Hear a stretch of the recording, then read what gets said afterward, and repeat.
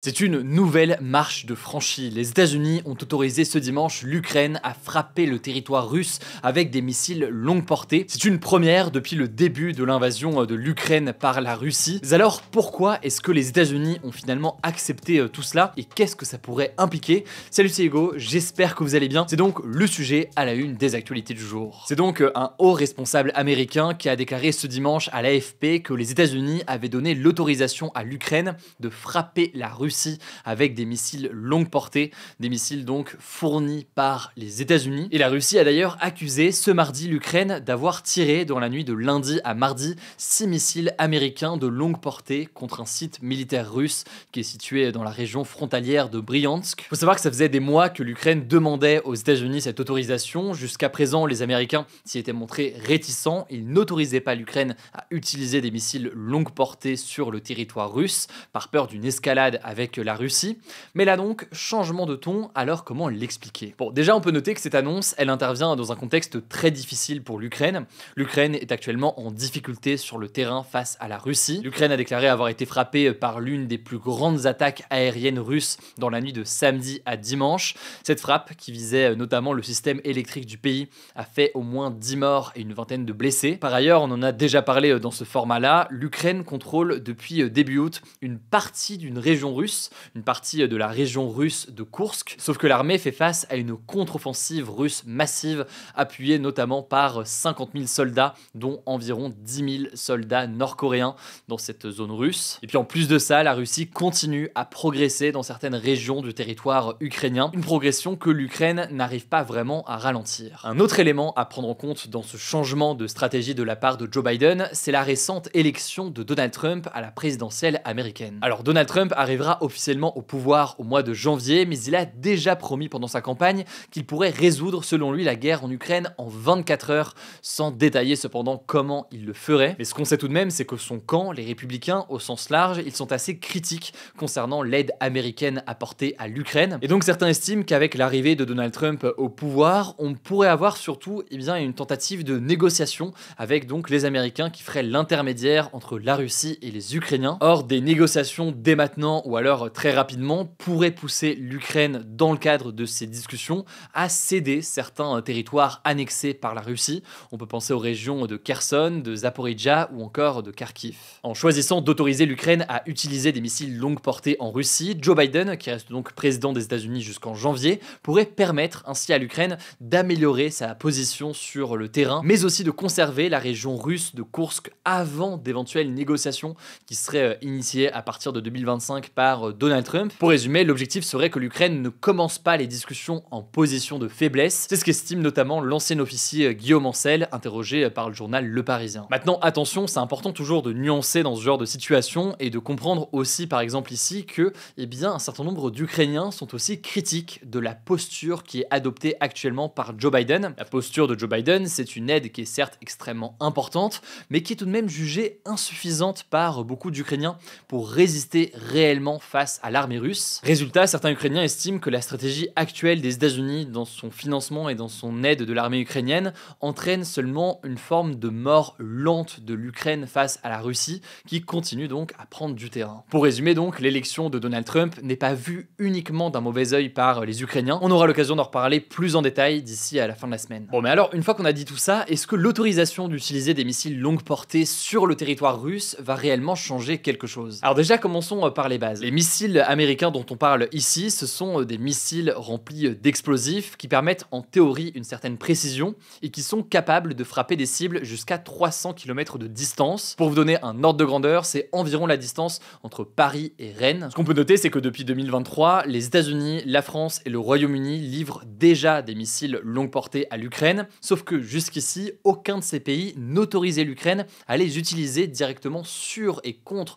le territoire russe. Jusqu'ici, c'était uniquement pour frapper des cibles russes sur des parties occupées par la Russie en Ukraine. Là, l'objectif va donc être de cibler des infrastructures militaires russes qui sont situées dans le territoire russe. Et puis ce qu'il faut noter aussi, c'est que cette décision des États-Unis, elle pourrait inciter d'autres pays, par exemple la France ou encore le Royaume-Uni, à autoriser à leur tour l'Ukraine à utiliser des missiles longue portée sur le sol russe. Le Royaume-Uni et la France se sont montrés ouverts à la question, c'est pas le cas à l'inverse de l'Allemagne, faudra voir dans tous les cas ce qu'il en est dans les prochains jours. jours. Maintenant, est-ce qu'il y aura un impact réel à cette autorisation? Pour dire les choses assez franchement, l'impact risque d'être assez limité puisque ça fait des mois maintenant que la Russie se prépare à cette éventualité. C'est plutôt donc une action symbolique. En tout cas, ce que l'on sait, c'est que ça a fait réagir du côté de la Russie puisque suite à l'annonce américaine, eh bien, le porte-parole du Kremlin a estimé ce lundi que les États-Unis jetaient de l'huile sur le feu.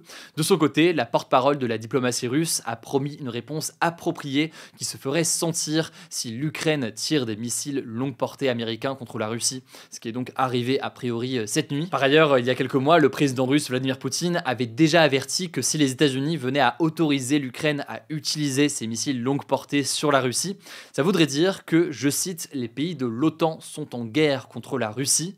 L'OTAN étant donc cette alliance militaire de pays occidentaux menée par les États-Unis et à laquelle la France appartient. Ce qu'on peut noter enfin, c'est que Vladimir Poutine a signé ce mardi un décret qui élargit les possibilités de recours à l'arme nucléaire, notamment en cas de lancement de missiles balistiques contre la Russie. C'est donc une nouvelle escalade après cette autorisation américaine. On aura l'occasion d'en reparler, même si pour nuancer, il faut quand même noter que la menace d'utilisation d'armes nucléaires, elle a déjà été brandie à de nombreuses reprises. Ça ne veut pas dire qu'il n'y aura jamais d'utilisation d'une telle arme. Évidemment, il faut être très vigilant là-dessus, mais ça fait aussi partie d'une rhétorique et d'une escalade à minima verbale. En tout cas, évidemment, on suivra tout ça. Et j'en profite au passage pour les nouveaux, ceux qui ne le savent pas encore. Ce format est aussi disponible en version newsletter, donc en version écrite. Chaque jour, vous pouvez recevoir l'essentiel de l'actualité par mail, avec en plus des recommandations culturelles, de livres, films, bouquins ou autres. C'est gratuit et vous pouvez vous désinscrire à tout moment. Si jamais ça vous intéresse, je vous mets le lien directement en description. Je laisse la parole à Blanche pour les actualités en bref et je reviens juste après. Merci Hugo et bonjour à tous. On commence avec cette info. Même en cas d'accord sur une trêve au Liban, Israël mènera des opérations militaires contre le mouvement islamiste libanais du Hezbollah. C'est ce qu'a déclaré le Premier ministre israélien Benjamin Netanyahou ce lundi. Selon lui, ça permettrait, je cite, d'assurer la sécurité dans le nord d'Israël. Le Liban serait quant à lui, je cite, très positif vis-à-vis de la proposition des États-Unis pour mettre fin au conflit,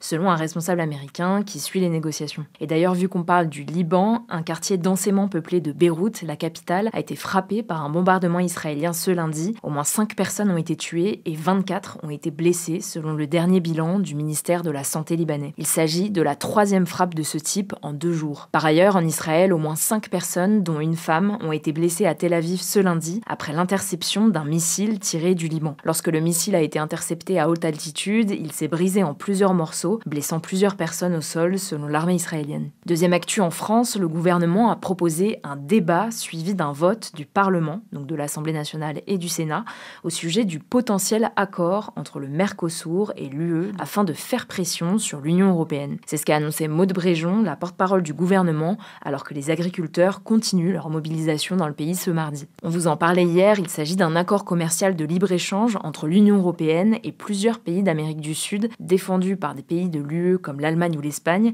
mais auxquels la France s'oppose. Maud Bréjon a affirmé, je cite, que cet accord constituait une concurrence déloyale absolument inacceptable pour nos éleveurs. Il faut savoir que selon la Constitution, donc la norme suprême du pays, le gouvernement peut ouvrir un débat à l'Assemblée sur un sujet déterminé, voire recourir à un vote.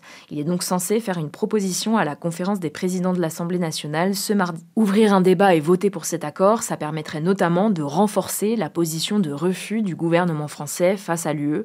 On suivra ça. Troisième actu, vous allez devoir payer plus pour vos médicaments et vos consultations chez le médecin à partir de 2025. C'est ce qu'a annoncé la ministre de la Santé, Geneviève Darrieussecq, ce lundi. Concrètement, les consultations médicales seront remboursées à 65% contre 70% aujourd'hui. Ce montant correspond à 19,50 € sur les 30 € que l'on va payer à partir de janvier quand on ira chez le médecin. On aura donc 11,50 € à notre charge. Le taux de remboursement des médicaments par la sécurité sociale va lui aussi baisser de 5% en 2025. En fait, selon RTL, la différence ne sera pas visible en caisse à la pharmacie puisque les mutuelles compenseront cette baisse. Cependant, les tarifs des mutuelles risquent d'augmenter afin de supporter ces coûts supplémentaires. Ces annonces ne sont pas vraiment une surprise puisque le gouvernement avait déjà annoncé ces baisses à venir. Elles sont cependant moins importantes que ce qui était prévu. Quatrième actu, alors que le procès des viols de Mazan entame sa dernière ligne droite après 11 semaines d'audience, Gisèle Pelicot, la victime, a déclaré qu'il s'agissait, je cite, du procès de la lâcheté. Dans cette affaire, l'ex-mari de Gisèle, Dominique Pellicot,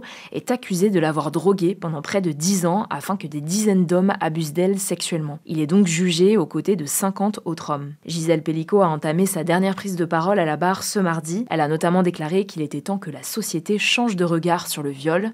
Ce lundi, les enfants du couple ont témoigné à la barre et ont questionné leur père sur d'éventuels abus au sein même de leur famille. Dominique Pellicot a également eu la parole une dernière fois ce mardi, avant le début des plaidoiries. Lui, tout comme la plupart des autres accusés, risque jusqu'à 20 ans de réclusion criminelle pour viol aggravé. À noter qu'un homme est jugé pour tentative de viol et un autre pour agression sexuelle. Le verdict devrait être prononcé à la mi-décembre. On suivra ça. 5e actu, l'association des Restos du Cœur a lancé sa 40e campagne ce mardi, après avoir recueilli plus d'1,3 million de bénéficiaires l'an dernier. En 2023, l'association avait même dû refuser des bénéficiaires pour la première fois à cause de difficultés financières. Bon, du coup, elle a retrouvé une meilleure santé financière grâce aux dons, et donc l'association a annoncé vouloir mener un effort supplémentaire pour 2 catégories de profils, les familles monoparentales et la petite enfance. Il faut savoir que sur l'année 2023-2024, les Restos du Cœur ont accueilli 128 000 enfants âgés de 0 à 3 ans, un chiffre en augmentation. Jusqu'ici, ils accompagnaient les enfants âgés de 0 à 18 mois. Le barème des dons est donc étendu cette année et dépendra de l'âge de l'enfant. Les familles monoparentales, elles aussi ciblées par cette campagne, représentent quant à elles près d'un quart des bénéficiaires. 6e actu, une 2e plainte a été déposée ce lundi contre le chanteur français Slimane, cette fois-ci pour agression sexuelle par un autre technicien de sa tournée. Cette plainte intervient seulement 3 semaines après une première plainte pour harcèlement sexuel déposée par un autre technicien. L'homme âgé de 33 ans a porté plainte pour agression sexuelle et tentative d'agression sexuelle. Selon le Parisien, qui a pu consulter la plainte, les faits auraient eu lieu la même nuit que celle des premières accusations, donc dans la nuit du 17 au 18 décembre 2023. Après avoir, je cite, placé son sexe en érection entre ses fesses,